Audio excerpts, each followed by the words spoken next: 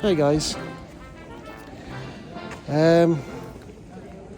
place I'm at now is the Durham Massey Hall, as you would have seen in the thumbnail. So I'm going to take you around. Hope you enjoy the video.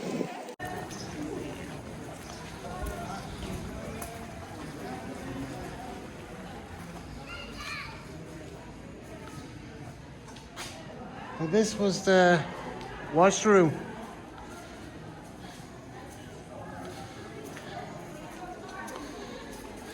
So this was the washroom. So a close up. You guys to check out. I'm going to pause the video and then you can read that.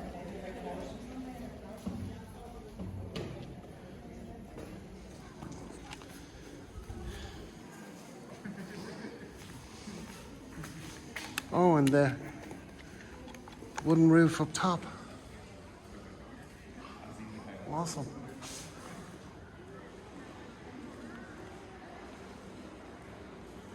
And then the water tank. So that's where the water would have come into, and then they would have used it to clean whatever they were cleaning. So that's the courtyard that I came through. And you come up this way.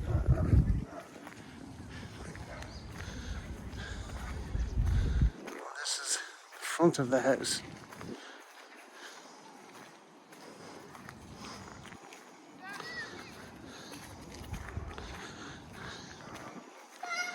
So I guess the horse and carriages will come here and drop off their passengers. So let's do a close-up over here. What it says on the thing.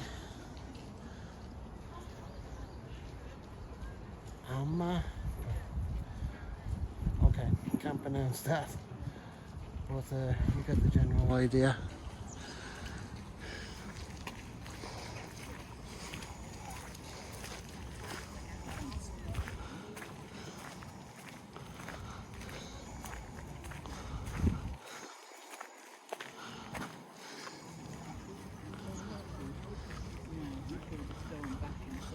Because obviously they're going to falling over, so it's not just having it together, it's foundations that you have to put in. I feel like saying like if whoever goes for that. So, as I see in the video there, you can have a read of what that says.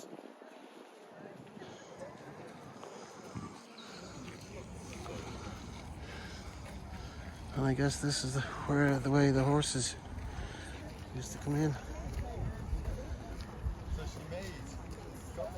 Long driveway.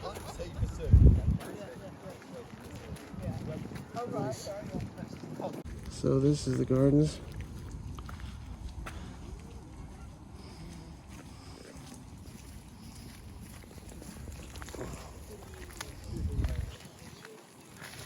Family trail. So this is a side angle of the house. This is the side of the house, and we're going to go around to the back of the house. There's a close up there. It's a huge, huge house.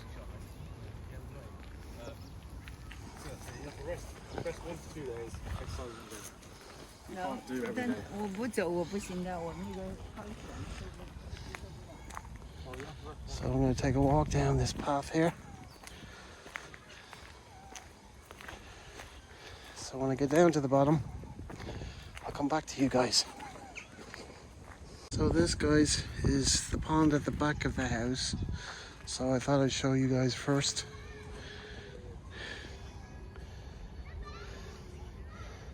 Here we got a couple of swans, ducks.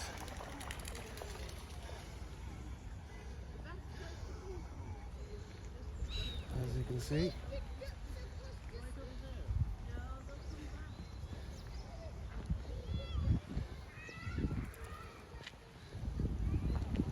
And then we're going to the back of the house now.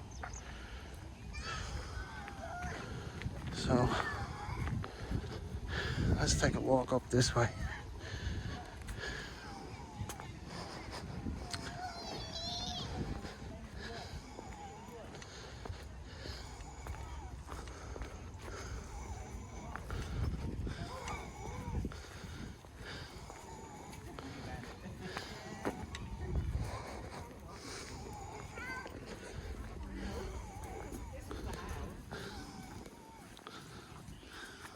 See the house here?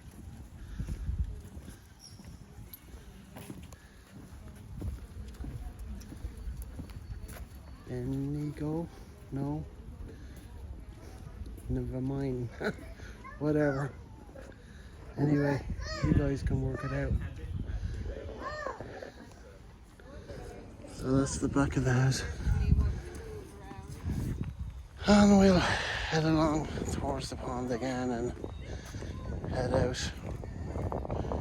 Let's see where we end up next.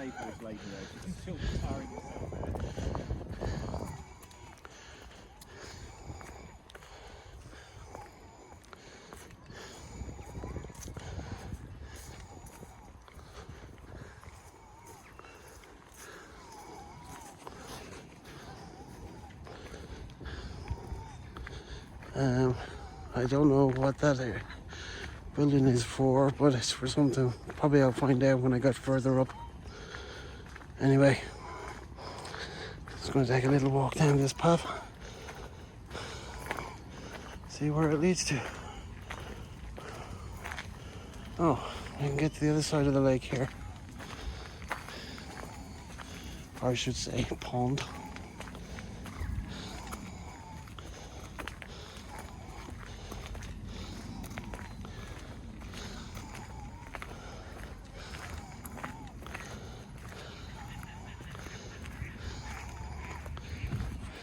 Got loads of birds over there.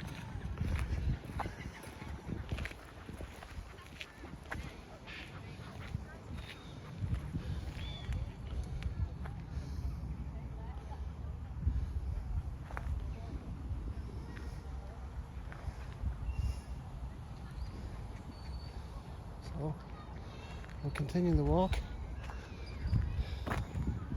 and see where it leads to. So now we're at the servants' quarters.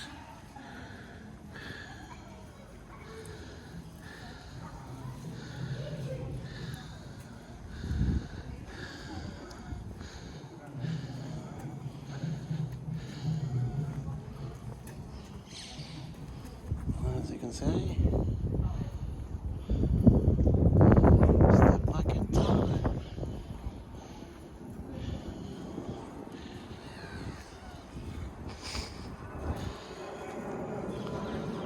I think this was a washing charm, yeah, and those were the things that they scrubbed the clothes on.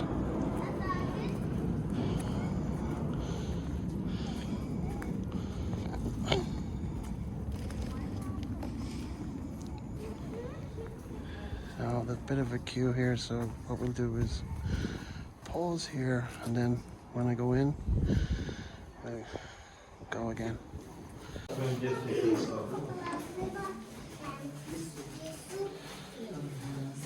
Okay, so we're inside now.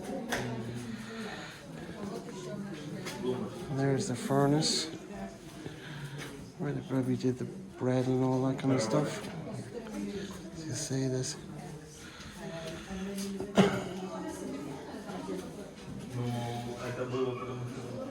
And the shoes.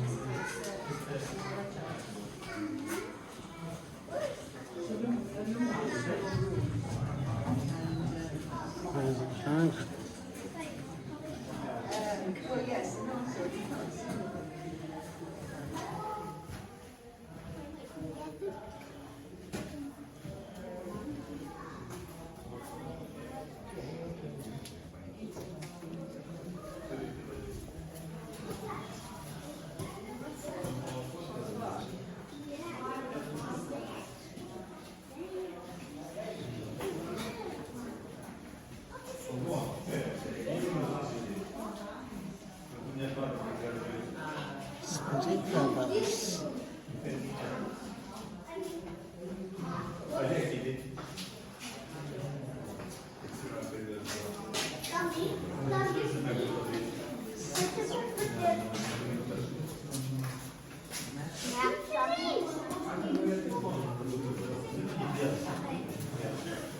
That's where they stored the meat. Must have been the fridge in the olden days.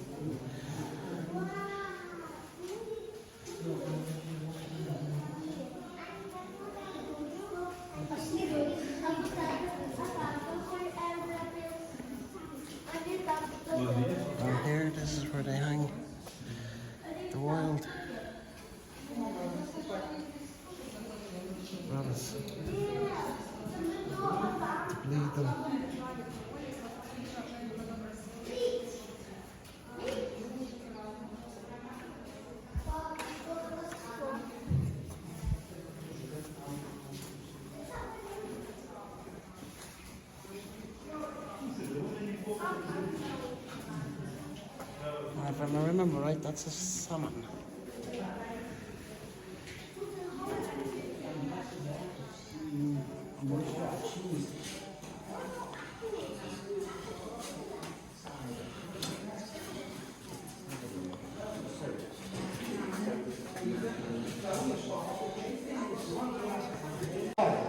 But those pots we use to make the preserves, jams, that kind of thing. Now, what is unusual about it is that you wouldn't usually get alcoves like that in a picture. We should suggest that this wasn't intended to be a picture, because you'd expect there to be a statue or something in there. You'd also probably expect there to be minstrels playing on the outfield there and playing to the people sitting around here. But there's nothing documented to say that it was ever going to be probably a picture. But it just seems that it wasn't. But whether anything will turn up in the future, I don't know. But at the moment, it's always been a picture.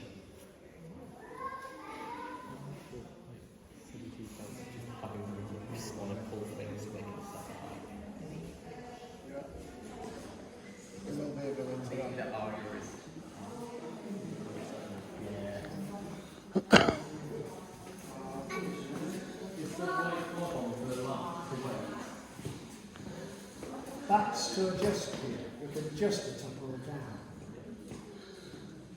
Because when the electricity came, there was low voltage, so not much light.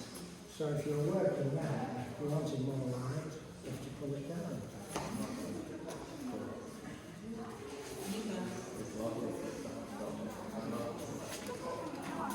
Yes.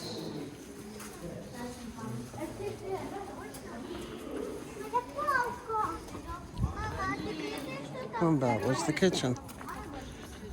We got a bit of a speaking tour.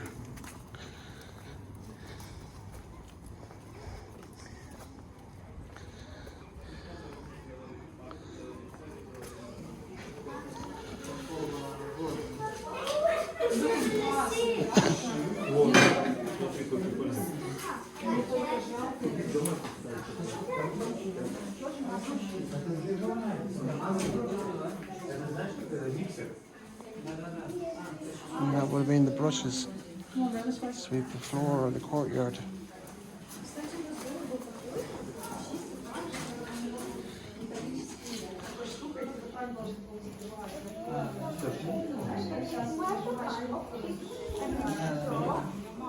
Making butler.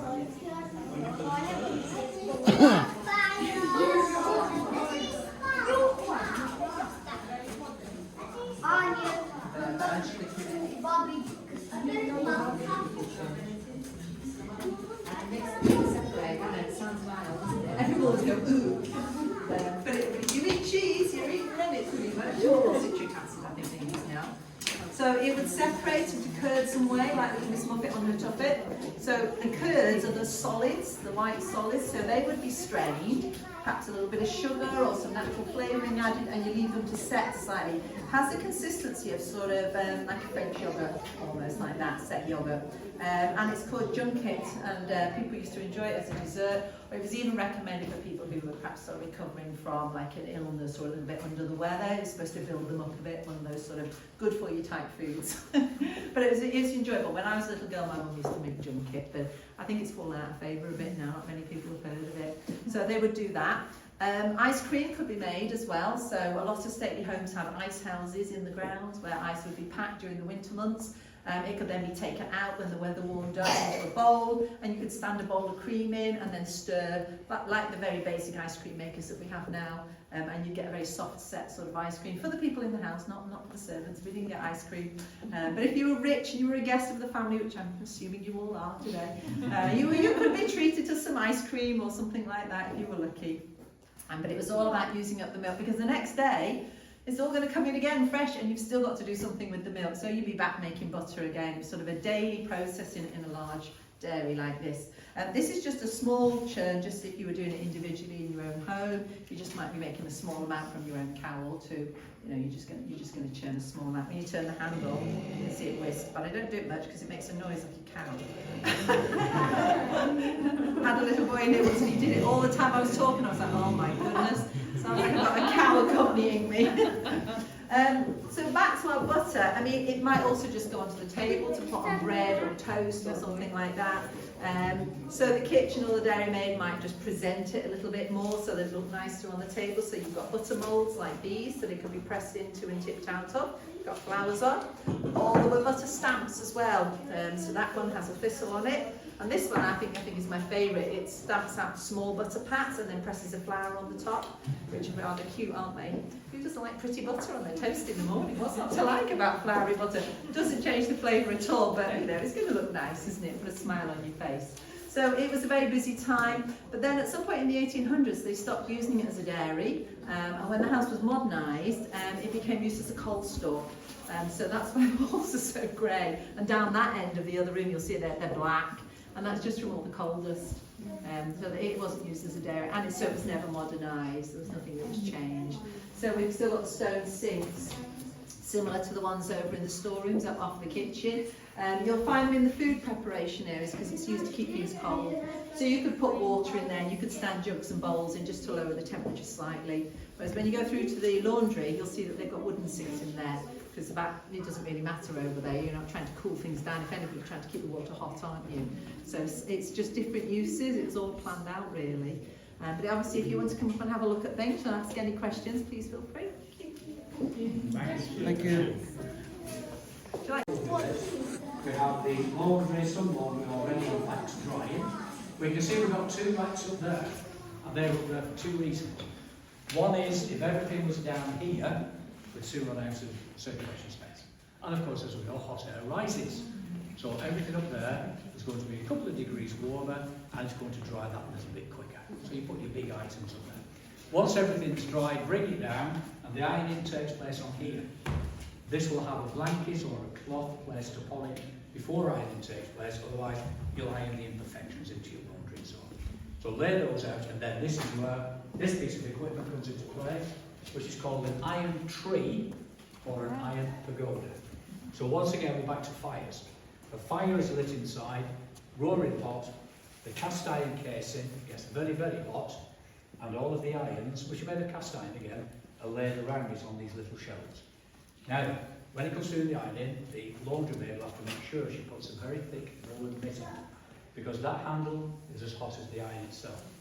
Then pick up the iron, do the ironing until that's gone cool, place it back to reheat, pick up the next one, do the same again, and so on and so forth. So you've got a virtual circle of hot irons to complete the ironing. Once you've done that, it's about folding, pressing, getting your creases in it, because it's nicely creased, isn't it? And then placed into the baskets, and a hall boy will be called for, who will then take it over to the house to be put in either cupboards, linen presses, drawers, whatever, along with a little bag of lavender to keep it smelling nice and sweet. So there we are. Now, who fancies working in a laundry? Fancy Ethan? No, I didn't sell that very well, did I? Let me just try again then. If you go to large houses like this, very often you'll find the servants' work areas are literally below stairs, or either at ground floor level, the windows are up there, quite deliberately to stop any distractions. Here at Durham Massey, whether by design or otherwise, I don't know, in the kitchen, the dairy, the laundry, we've got windows at ground floor level. So at least while you're working hard, you can have a little nosy outside, see what's going on, have a little tittle-tattle about it and so on, and it might make it that alleviate some of the boredom and so on. So having said that, anybody want to be working in the laundry now? Do you want to work in the laundry? No, I've still not sold it. So if that's the case, you've seen the kitchen, seen the dairy, been in the laundry. Any questions about any of them, do ask. Otherwise, thanks for coming, and we'll see you again sometime, shall we? Good, that's all. Thank you. Thank you.